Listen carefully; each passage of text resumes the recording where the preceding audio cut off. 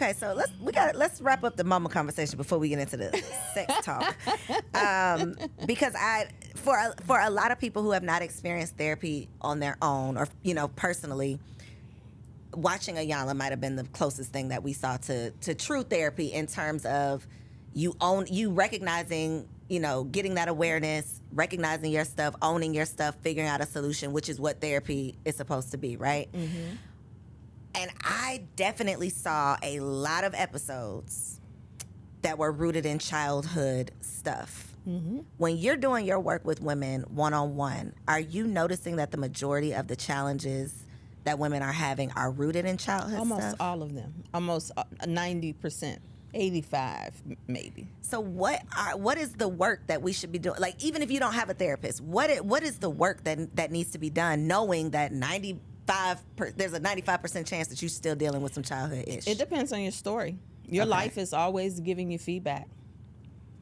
Your life is always giving you feedback. And so if you want to know what's going on, look at what's happening in your life. Mm. It could be money. Your money has a story. And most of the times we have not ever dealt with our money story.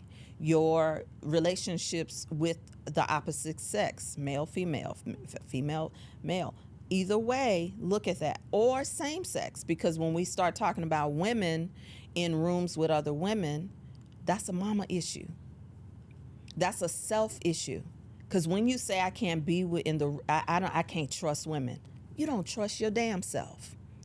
You don't trust yourself with women because you could not trust a little girl once upon a time somewhere with a woman. There was a woman who traumatized you. And it's important to say this for the culture. Very important. Our culture, no matter the generation, does not give black women permission to say, I was failed by my mother. Because we see so many women sacrifice for us. We see what our mothers have gone through to get us to the other side. And so now you have people in your own family who say, don't say that about your mama. She did the best she could. And then we say it, we take it on. She did the best she could. I don't blame my mother. That's usually the second thing. And that's when you know that you have not done any work. And what that does is it becomes suppressed and oppressed. It's cool, though, to talk about daddy, the daddy that wasn't there. Oh, it's cool to put it all on at his feet. But then we don't know what the interpersonal relationship was between mama and daddy. Now there are stories that are coming out where people are finding out that their father was removed from their life because of the wound of the woman. So how do you not deal with this? We're just going to keep excusing it? So black women are off limits? So what I think when we talk about Iyanla is she was the only black woman willing to call black women on their shit. Otherwise, it was that we placate it. We want to stroke it. We want to preach it away. We want to run to the altar. We want to put it on somebody else, right? Or we want to go all the way to the other extreme. We're love and light. No, we're not going to talk about that. So where is that? Mm-hmm. So I think that's what the difference is that this was another black woman calling black women on. There are many black women who work with women and have worked with women before Iyanla in the midst. And Iyanla has a whole institute of coaches just like me. Mm-hmm. So there are women who are doing just like you. We're out here. We just don't. Nobody want to hear that. Nobody want to hear that. That's what it is. We are used to being taught that we're the prize, that they just need to be happy they have you, that they take what like they take you as you are type of thing. And it's like, well, if who you are needs to be fixed up a little bit, nobody should just have to deal with your mess just because this is what you're presenting to That's them. What we bring, though. That's what we bring. Because we want our unapologetically, too. Right. We want our lovers, our partners to now father us. Mm-hmm. Because then when we get vulnerable, and we allow someone to see us, we say, but you should help me.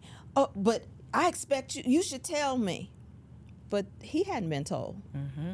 He doesn't know. And a lot of times when we talk about the mama issue, right, we're talking about it here in terms of women, but there are so many men who have mother issues, and they're trying to find themselves in the legs of a woman and another woman's yoni. They're looking for mama. They're looking for nurture through the legs of another woman. And we are so emotional about these things that we never tap into our logical to say, how can we start healing, whether that's healing through having these conversations, healing through figuring out like your own childhood story that is now carrying over into, you know, your experience as an adult.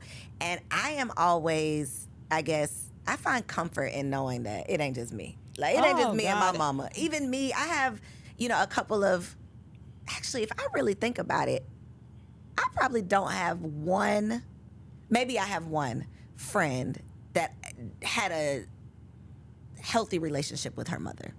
I'll say that. Really? A healthy relationship with her mother.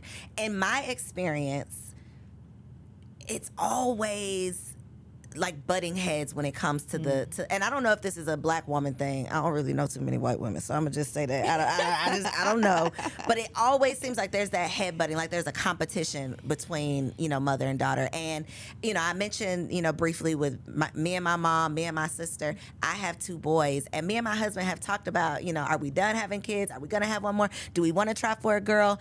And although I am not like, I gotta have a daughter, I really, something in me says that I have to have a daughter to break that chain, to repair the mother-daughter relationship. Maybe. Because I think it's a familial thing. It's a generational thing. It's not just me and my mama. No, it was I her and think her mama too. It's familial. And when we talk about, you know, millennials and Gen X, and then there's baby boomers who did not take responsibility for a lot of these things, and then there's the silent generation, right? They did not talk about those things. So the story stopped really with the silent generation because they didn't tell what their traumas were, and then baby boomers covered it over by trying to climb the corporate ladder, or keep you from having to climb the corporate ladder, and then X is the same, but I don't know. I see that differently. I see it as both and. Yes, you could break the generational pattern by having a girl. You will be putting yourself in an initiation, a rites of passage process. Or you can commit, more women could commit to seeing young women as your daughters, as your nieces. I think that millennials are much more disconnected because of technology. They did not grow up playing with their cousins the way that we did. We played with our cousins. We looked out. Your cousin was your sibling. Your neighbor was your everybody. We had a relationship. But when you have a relationship with technology, right? There's something that cuts off, and you're numb from seeing the tribe. I am responsible for that young woman who I'm in proximity to. That even is if we're my not niece. Even if we're not related. Even if we're the not village related. mindset. That's right. Absolutely, the village mindset. I have to stop myself sometimes in the store when I see other people's children, because I know that these children now will fight you. Right, and their mama will turn around and fight you too. when their kid was doing wrong, it's a whole new world out here. But I've been talking about this village concept because it's not like we've heard, you know, it takes a village to raise a child, but it takes a village to do life. It takes a village to have a successful business. It takes a village to have a healthy marriage. It takes a village for you to have yourself together, because at the end of the day, I need somebody to lighten the load. I need somebody I can delegate to. I need somebody who can pick up where I left off. And to your point, we've created, like, we've put ourselves in solitary confinement. It's just us and our phone. It's us and our phone. And you know what? I want to say this too. Mother is more than just your mother as well, right? When I work with women, mother and father, they are symbolic of other levels of your own spiritual journey. Gotcha. They represent many more things. And so when I take a woman on a journey, we're going to the door of mother and then beyond the door of mother. Oh my God, when I tell you, I found myself at my own altar praying when I had been rejected in sister circles, pastoral circles, because you know I am ordained as well, and so I was hanging out with ministers, but I'm different because I'm metaphysical, I'm eclectic, right? I'm free. I'm not bound by anybody's system. I got free from systems because I also was in the Nation of Islam many years. Girl, I got it.